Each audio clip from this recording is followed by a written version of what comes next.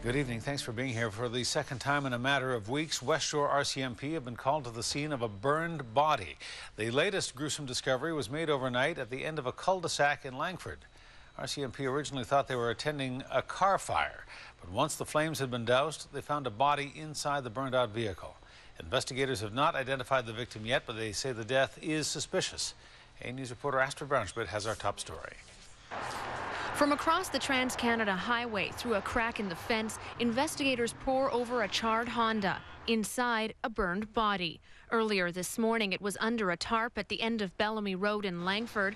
West Shore RCMP and Langford Fire responded to several 911 calls of a burning vehicle around 12:40 a.m.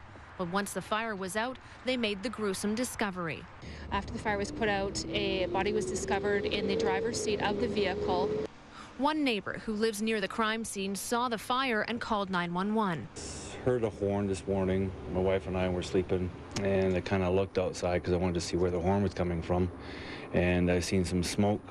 So I opened the door, came down, walked to the end of my driveway, and seen the fire down at the end. The car was on fire, fully engulfed, and we just called 911. Desormeaux says he didn't know there was a body in the car until paramedics told him. But shocking what's happened. Tim Berg, who also lives close by, says he saw the car parked at the end of the street yesterday.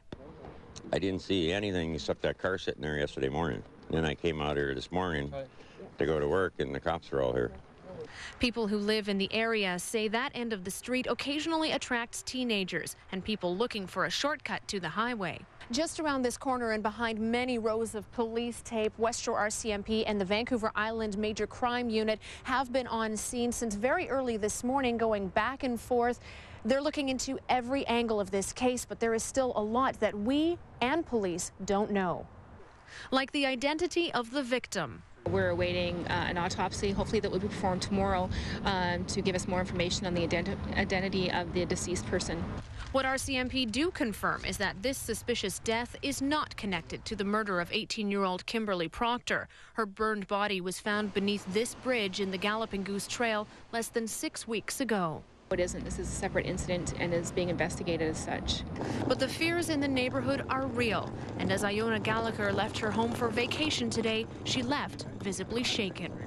Well, we were just supposed to get up and go on our trip, and then we come outside and there's all these police around and stuff. It was freaky.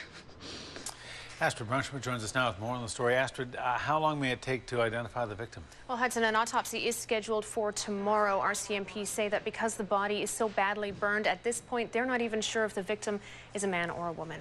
All right, Astrid Brownschmidt reporting. Astrid, thank you. You're welcome.